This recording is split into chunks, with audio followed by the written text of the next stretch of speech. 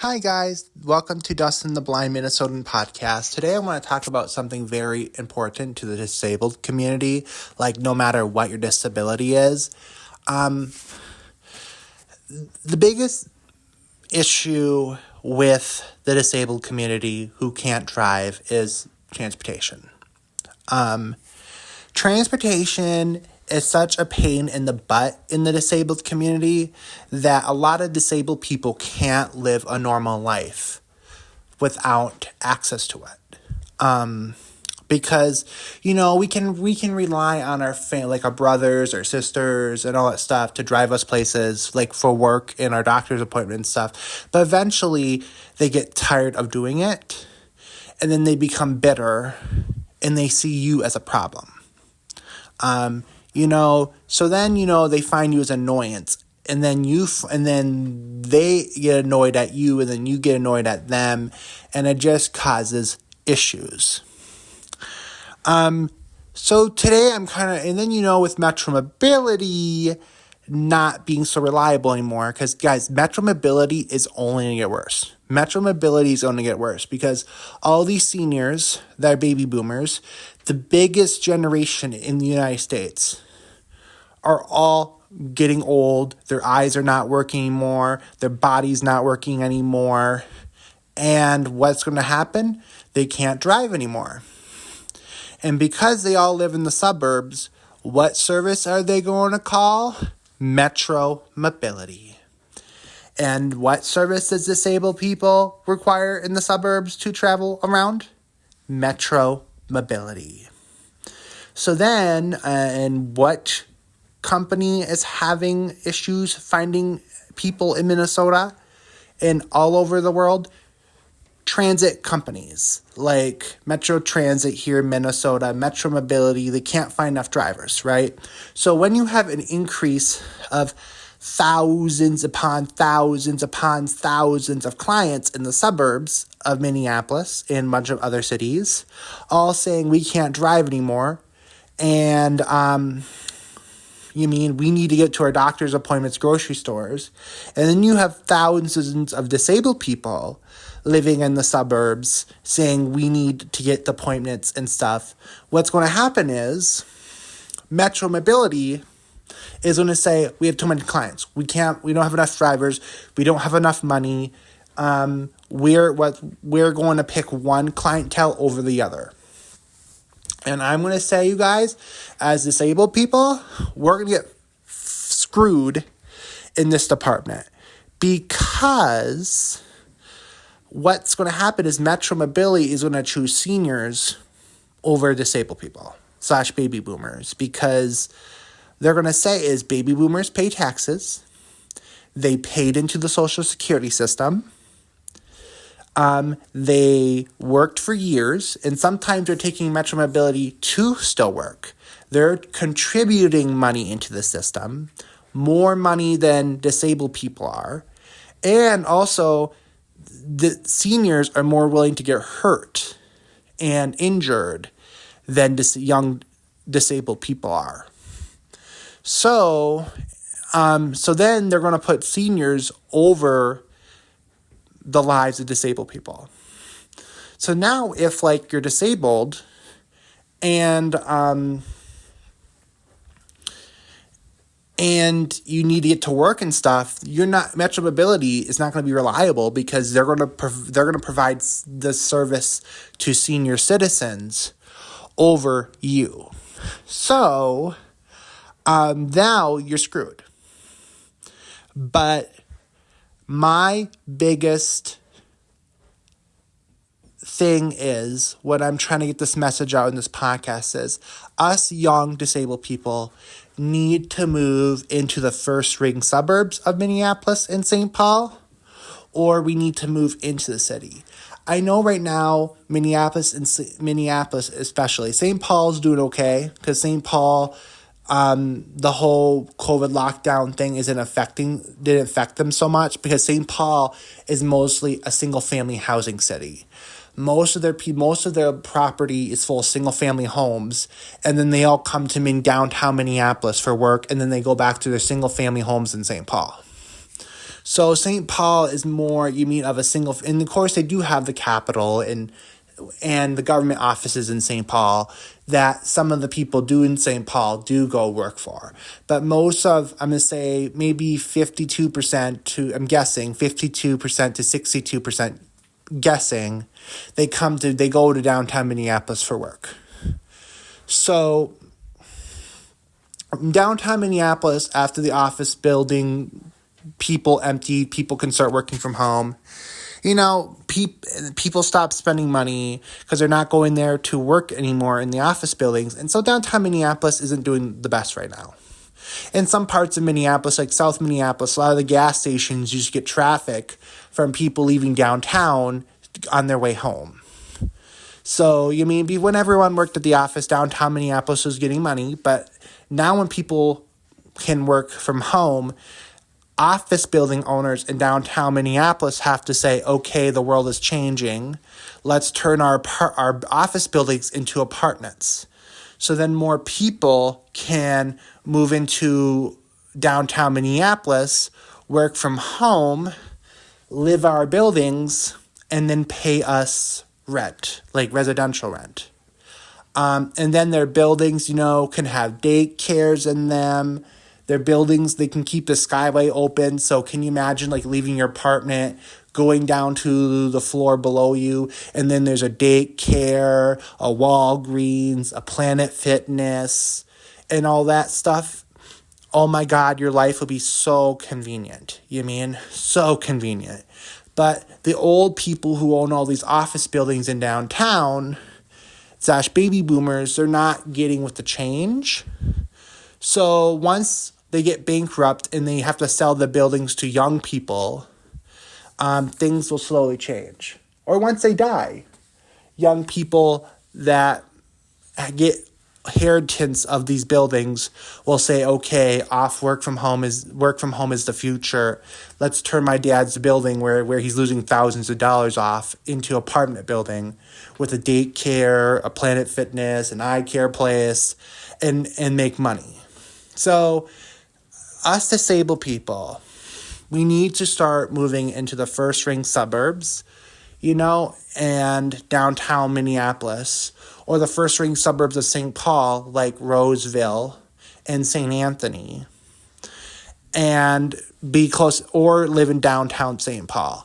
Because with these baby boomers keep getting older and older and older and older, the metro mobility that lets us travel independently in the suburbs is going to get suckier and suckier and suckier and suckier. And eventually, metro mobility is going to be so swamped, it's going to collapse. Because, we can't keep on throwing money into metro mobility, because if we keep throwing money into metro mobility, and the baby boomers keep on using the service, even if we hire extra 100 drivers, the baby boomers are just going to make those 100 extra drivers become overwhelmed. So because there's so many of them. And then if we keep on hiring metro mobility drivers, it's never going to be enough because of all the baby boomers that need it. And eventually our state's going to run a deficit trying to hire all these metro mobility drivers and bus drivers that we're trying to move all these baby boomers around and disabled people around, and our state's going to lose money. But to make it easier on ourselves, we need to take city buses, because one city bus in coming from, like, for example, Robbinsdale to downtown Minneapolis can hold 60 people to 70 people. That if people start taking that bus, that saves the state 5 Metro Mobility drivers from driving just people around. And then we can use those 5 drivers. Then we can use those 5 Metro Mobility drivers to actually drive seniors in need and disabled people in need who can't afford to live along a regular bus line. Does that kind of make sense? Because us disabled people, we need to start moving onto regular bus lines and then start taking regular public transportation to our jobs, because the state prioritizes regular city buses over Metro Mobility, because regular city buses make the state more money and more profit than Metro Mobility does. So the state's always going to prioritize the regular city buses first. So that's why the regular city buses always come on time. They're always reliable, and they always will get you where you need to go. So pretend if you work at Target in downtown Minneapolis, right? And you live in Robbinsdale. And you need to take the 10:30 city bus. That bus is always going to come between 10:30 and 10:40 every single day that the schedule says it's going to show up. And you can just hop on the bus, and that bus, no matter what, is going to get you to downtown where you can get to work. Minneapolis, sorry, I should make this clear. But Metro Mobility, oh, cool, you call them 3 days ahead of time. Last minute, they cancel, and now, you don't know how, you're going to get to work.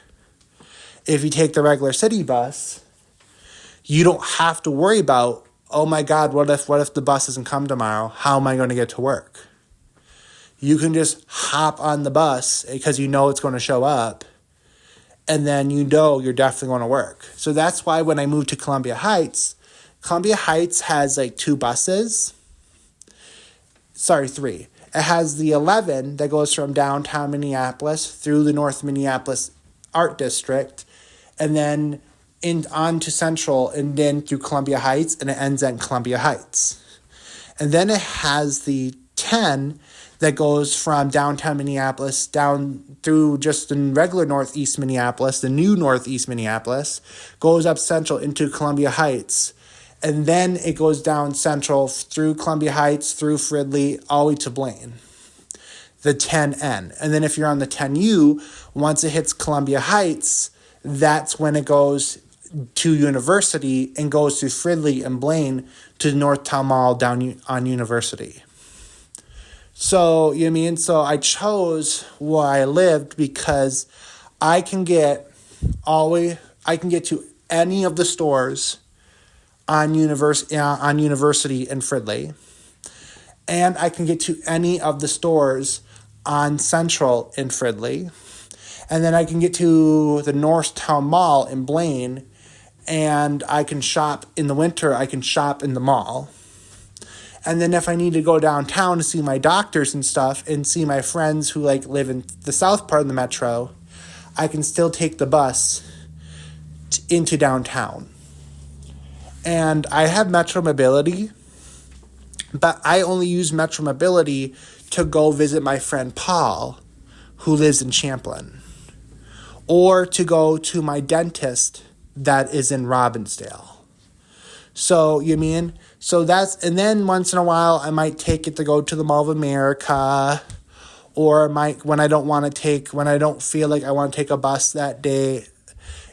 So I do take Metro Mobility, but Metro Mobility is only my emergency public transportation. Or if my brother wants us to meet out in Brooklyn Park at a place that's not next to the bus line, that's when I'll try to use Metro Mobility to get out there, have lunch with him, and then, I can take Metro Mobility back. So I use Metro Mobility as emergency thing. I'm going to some place where it's not easy for me to get with public transportation. So, But, I chose where I live. And then even if I wanted to get out to Robbinsdale, I don't have to take Metro Mobility. I can just take the 10 bus to Northeast Minneapolis, get off in Northeast Minneapolis, wait for the 32. And then the 32 only comes once an hour. But if I show up a little early, I'm not going to miss the 32 bus. And the 32 bus will take me all the way to Robbinsdale and drop me off right at the transit station right next to my dentist. So so even if Metro Mobility says, nope, we're not taking you to your dentist today or tomorrow, I can say, okay, and then I can just, take me going to Northeast and then taking the 32 bus to Robbinsdale. Yes, that's going to take a little longer than just me taking Metro Mobility, but at least I know Monday through Friday that bus is going to be there and it's going to show up at the time it said it's going to show up. So, some of the first-ring suburbs that you might want to look at that has good public transportation for us disabled people to use are, of course, Columbia Heights, because, I live here. Some areas of Fridley, definitely if you live on University or Central, you can get places there. Blaine is the only part of Blaine that's good if you live next to the Northtown Mall. But if you don't live next to the Northtown Mall in Blaine is not good if you need public transportation, because that's where the bus kind of ends. And the Northtown Mall in Blaine isn't really deep in Blaine. It's just on the Blaine-Fridley border. Because half the Northtown Mall is in Blaine and half the Northtown Mall is in Fridley. So, so then, you can live, in Fridley on University or Central and be okay. You can live in Columbia Heights and be okay. In the St. Paul Metro, St. Anthony's good. Rosedale's good. And then on the Minneapolis side, too, you have Brooklyn Park is good. But Brooklyn Park is not as public transportation friendly as where Columbia Heights is, because Brooklyn Park, you have to live along the 724 bus to get public transportation, because the whole point of the 724 bus in Brooklyn Park is to get you from the Starlight Station in the main shopping mall in Brooklyn Park to Brooklyn Center, where you can hop on a bus from Brooklyn Center to go to downtown, to come to Columbia Heights, to go to Robbinsdale. So pretty much the 724, just the whole purpose of that bus, it comes once every hour, is to get you to Brooklyn Center, where you can hop on the bus and kind of go anywhere you kind of want to go. And then there's Brooklyn Center, and there's Robbinsdale, there's New Hope, there's Crystal, all first-ring suburbs who have public transportation. But what's with their public transportation is that their public transportation normally starts in the middle of a shopping mall, and then it'll take you into downtown Minneapolis, because those buses are kind of made for, oh cool, I live in downtown Minneapolis and I need to go shopping in Robbinsdale. Then you hop on that bus and you go out to Robbinsdale, do your shopping, and then you hop on that bus and you kind of go home.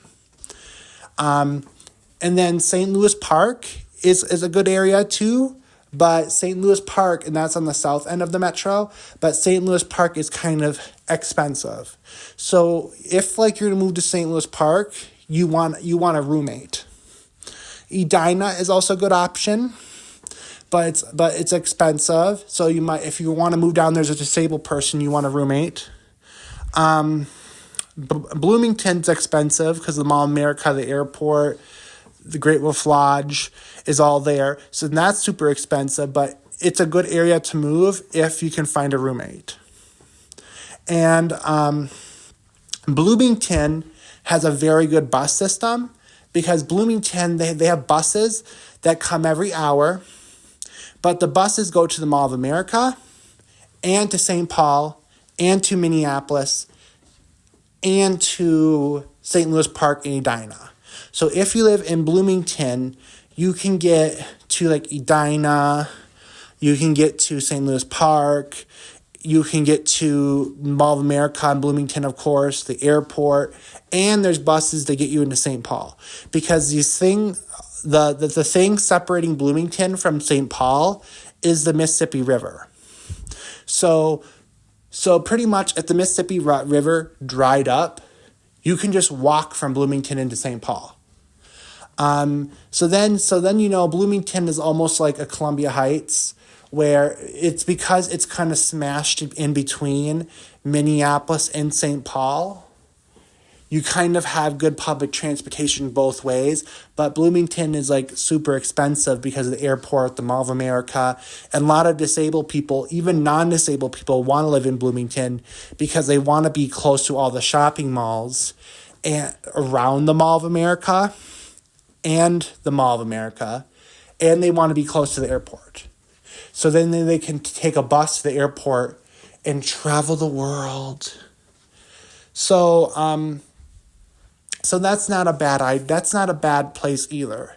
So Plymouth is a first-ring suburb of Minneapolis, but Plymouth has like multi-million-dollar single family homes. So Plymouth, unless you're a disabled person that wins the lottery, Plymouth is not a place you want to go, and also Plymouth doesn't have good public transportation out there. So they have some, but they only run in the evenings and in early in the morning because it's made for white collar business workers who just need to get from home to downtown, work, and then take the bus back home. It's not really made for you to go shopping and all that stuff with. But if like you win $1 million and you can have all like your groceries delivered to you, and you only want to go to downtown once in a while, Plymouth is also okay. But I'm just saying that and then if you go to like Robbinsdale, New Hope, Crystal, a lot of their apartments are built on the bus line. So but the issue is a lot of their apartments are older. A lot of their apartments are like those gray apartments with the AC unit concreted into the wall. Because like they're built more like my condo, where like when like you look at it, it looks like a freaking gray like fortress, a brick fortress. But then like when like you walk in, they're pretty modern. And a lot of them are built like mine, where the AC unit is like concreted into the side of the wall. And then the apartment is heated by radiators. So radiators are little pipes along the floor that is like sealed in a white container.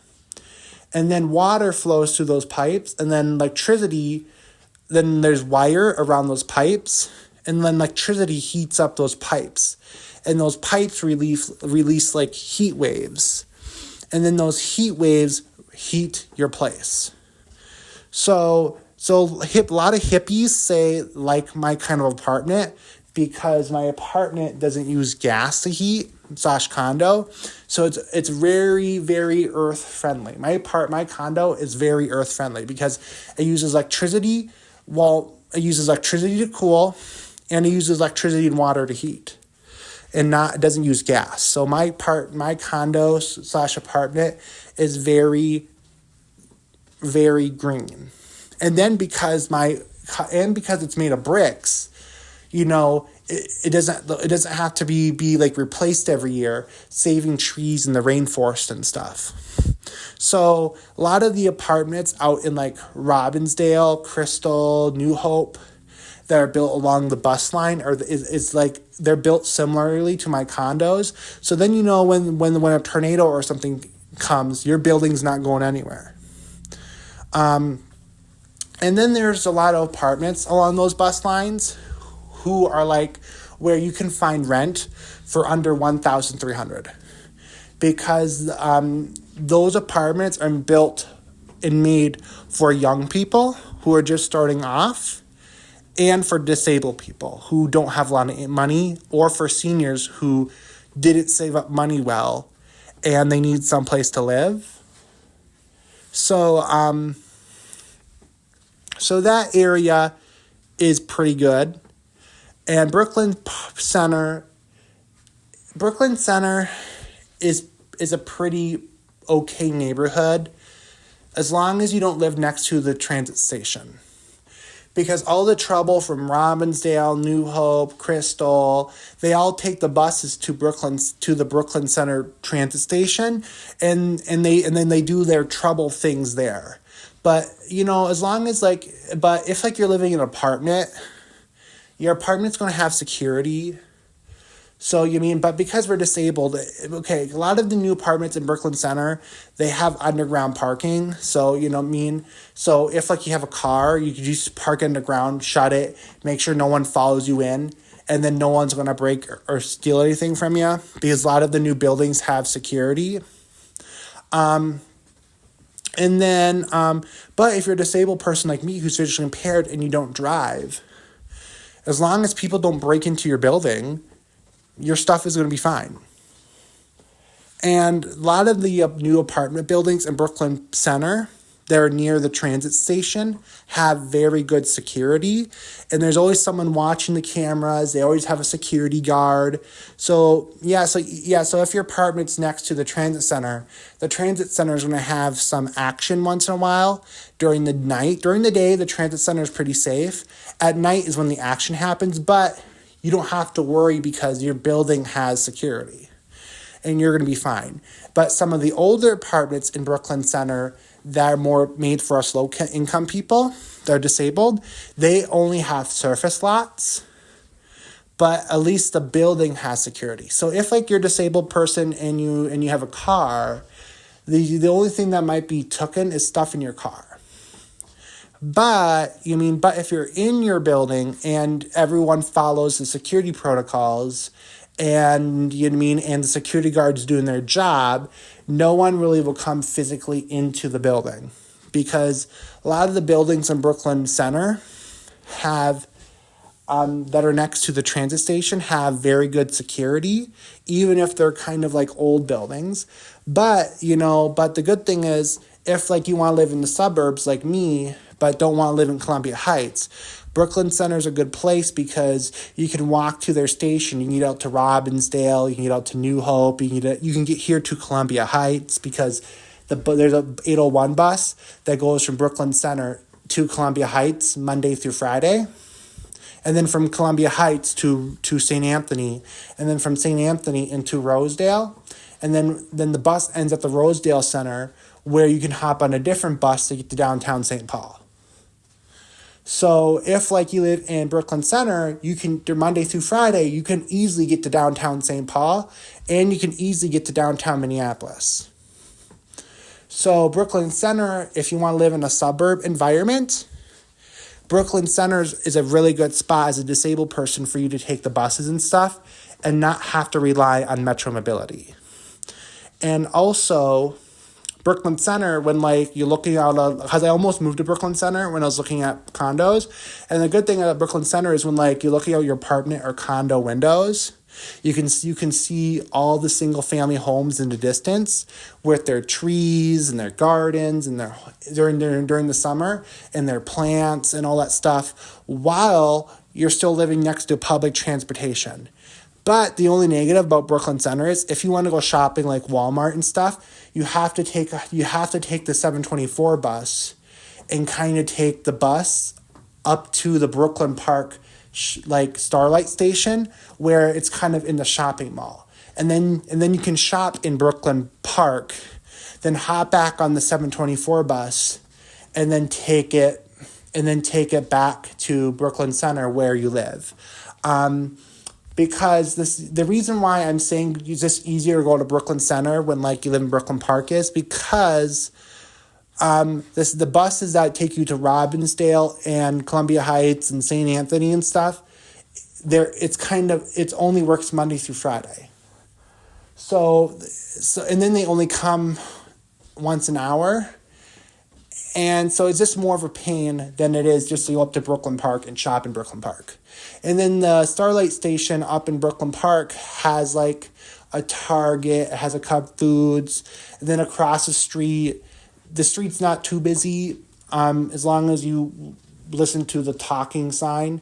There's an Asian grocery store and all that just right there. And then, of course, there's a African American shoe store, and then there's a Rainbow Clothes, So and then there's a Planet Fitness. So if you live in Brooklyn Center and you don't want to pay for LA Fitness, you can take the 724 bus, go up to Brooklyn Park, and then and like walk right there, and you have the Planet Fitness, and you can do all this without relying on Metro Mobility, a service that's falling apart. And then because of all the baby boomers who are claiming the service. And then, because if you live in the first ring suburbs and you take that first ring suburbs public transportation, you're getting like good public transportation to go where you kind of want to go. But when like you look out your apartment, like, or your condo window, you're still seeing green space. You're still seeing, like me in Columbia Heights, like I have the university and central buses right there. So when I go up my front of my building, I have the shopping, the strip mall, I have the Columbia Heights transit station and all that stuff in my front end. But when I look out my back window, I just see a bunch of single family homes, a bunch of trees. I see kids during the weekend. I see kids playing outside, and so I can still get the public transportation I need, and I can still get like the suburban feel, and I'm not relying on Metro Mobility to get me everywhere. A service that's going to become overwhelmed, and it's going to become broken, and it's going to become unreliable.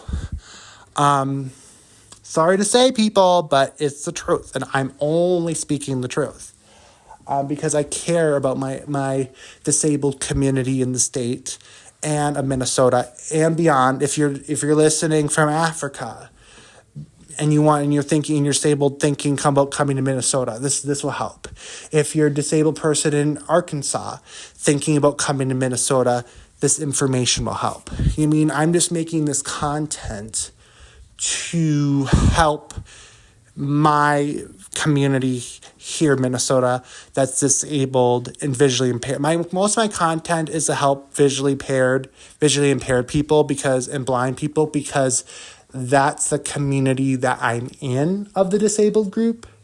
But the blind and visually impaired community and the other disabled communities like autism, mental health disabilities like schizophrenia and all that stuff, cerebral palsy, all these other disabilities that affect people that can't function like a full person, and so they can't drive like a normal person and they have to rely on public transportation, all faces the same issue. We all face the same issue, and I took Metro Mobility like since 2017, and every year when more baby boomers can't drive anymore and they have to rely on Metro Mobility, the Metro Mobility service just keeps getting worse and worse and worse and worse. So that's why when my mom and dad moved to Florida and they said, okay, Dustin, we're going to help you find a place up here in Minnesota, I'm like, okay, I need to live in a place where there's public transportation, because when I started looking, I was hearing the horror stories from everyone who uses Metro Mobility. Even when I was going to school at Anoka Ramsey, Metro Mobility wasn't reliable picking me up. I needed to go to class, and of course, at the time I was living in Maple Grove, and I was trying to get to Coon Rapids, and to me, that's only a half an hour drive. Metro Mobility can't even get me to school. If Metro Mobility can't even get me to school, why? And so I can do my classes and improve my health, and improve my career. And then I was trying to go out to see my friend Paul. My friend Paul was trying to come see me, and Metro Mobility kept on turning down our rides. I'm like, no, when I'm going to find my forever place, I'm going to live in a place where I can take the city bus, because Metro Mobility is falling apart. So I didn't want to be in a place where I had to feel trapped because I'm one of those people like to be outside, like to go outside and do things. If my only way of public transportation says, nope, we're not picking you up today because we're overwhelmed and we don't have enough people driving, I'll be pissed. I'll feel trapped. I will feel imprisoned.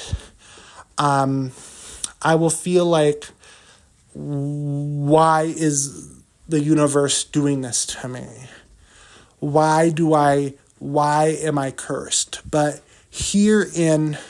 I could pay for Uber, but when you're limited, when you're living paycheck to paycheck to paycheck, even when I was working full-time minimum wage jobs, Uber is expensive and I need that money to pay my bills and stuff. But here at public transportation, when I feel like I can just walk out to the bus, stand there for the 10 minutes, oh God, I missed the bus. Oh, Columbia Heights, thank God the 10 bus comes every 10 to 15 minutes. I just stand there, another bus comes, and then I can still keep on going where I'm going. I feel free. I feel like I'm not trapped in a cage. And, I just feels good not to rely on Metro Mobility. The only reason why I still have Metro Mobility is to see my friend Paul out in Champlain, where there's no city bus, and the only choice is Metro Mobility.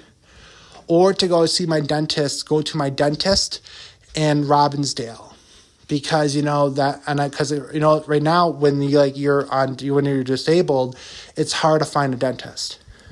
So finding a doctor for me is simple because I'm right next to the University of Minnesota, so I just go to the Emma Fairview for everything on the University of Minnesota's campus because that's where they have all the residents. The residents have good doctors, and it's University of Minnesota. The Emma Fairview it's still affordable care, and I still have co-pays and stuff. But Hennepin County Medical Center in downtown Minneapolis, that I get for free. But that medical care system, they don't really care about you. But Emma Fairview in northeast Minneapolis, where that's the neighborhood below me, Emma Fairview, they still help people with disabilities, and they still take my insurance, but I still get co-pays. But I'm willing to pay some co-pays and get good medical care than to go to Hennepin County Medical Center in downtown, get no co-pay, but get shitty medical care. So I can get doctors and stuff easily with my state insurance, and then when I am working, my work insurance. But, the big thing I suffer with is dentists.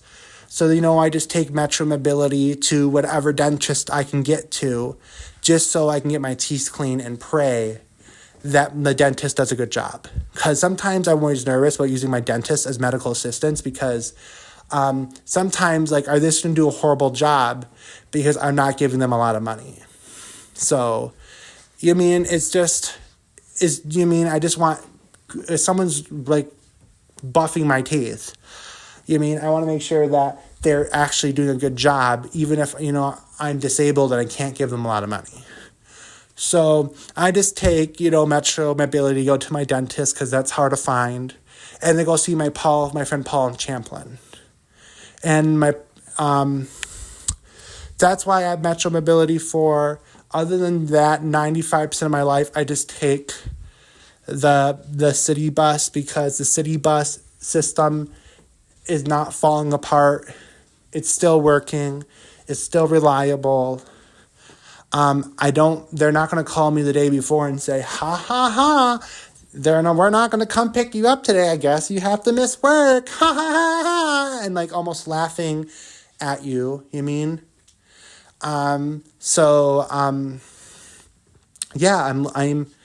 I'm excited. I'm blessed. I'm very blessed for a disabled person. I count on my blessings. I'm thankful for my grandpa for helping me financially. I'm happy for my mom, my aunts who love me and want me to live a free, independent life. And not all disabled people don't have that. So they're forced to live in sucky situations where they're forced to rely on Metro Mobility because they can't live in a paradise like I do in Columbia Heights. So I know I'm blessed, and this is a person's view from a blessed side of the world.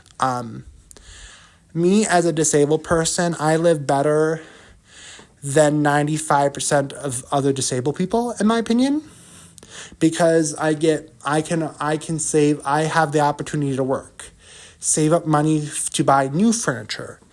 I have people. I can go volunteer at the library, and kids are not making fun of me because of my disability because I have some sight.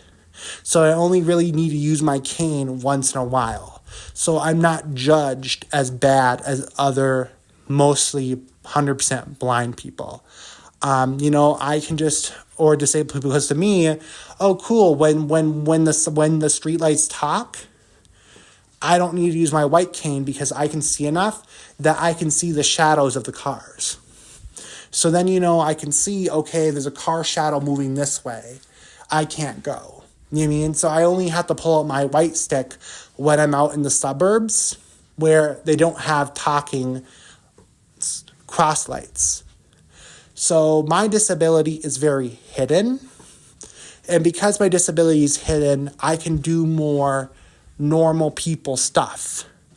And because I can get more normal people stuff, I'm a little bit more blessed, and that's how I'm able to do the things I do here in Columbia Heights.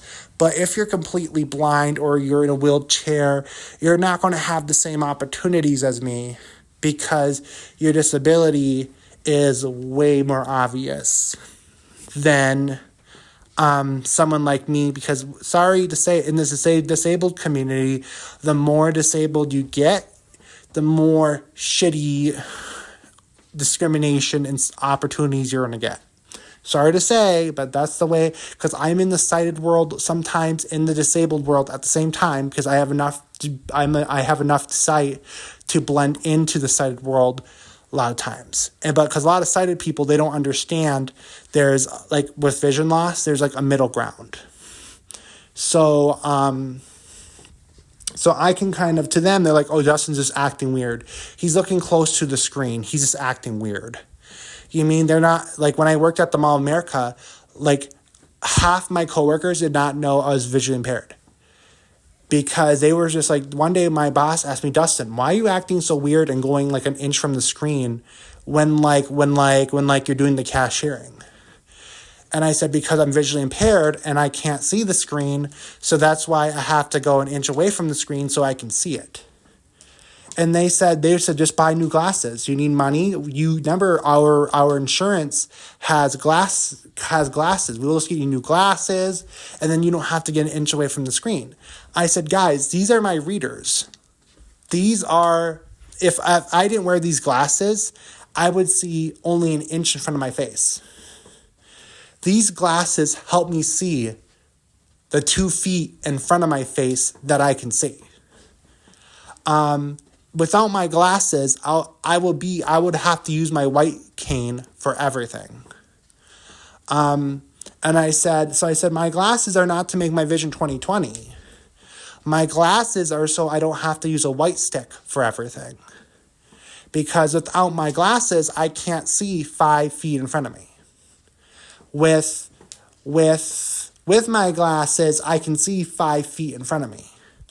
So I told them I'd rather wear glasses than use a white cane, because if I came in this job using a white cane, high chances you wouldn't have hired me. That's what I literally told her. And I said, and the only reason why I got this job is because I can hide my disability from you when I first came in and I got the job. And I did the job interview. Because if I came in here with my white stick and my white cane, you would have never hired me. You would just say, oh, the job is full. And then when the next person comes in that's fully non-disabled, you would have hired them. So because my disability is not as bad as other people's, I can kind of trick normal people that I'm normal. And then I can get the opportunities that I got. And do I feel guilty? Nope. Because I want to live in this nice condo where I'm living. I don't want to live in Section 8 housing unless I really, really have to. If I get put in Section 8 housing, I'm not going to complain because living in Section 8 housing is better than being homeless, sleeping underneath the bridge. But, I prefer living in me and my mom's condo in Columbia Heights, where I have public transportation and not have to rely on Metro Mobility for anything. Well, guys, I hope you guys like this podcast episode, and I hope you guys have a good day. Bye-bye.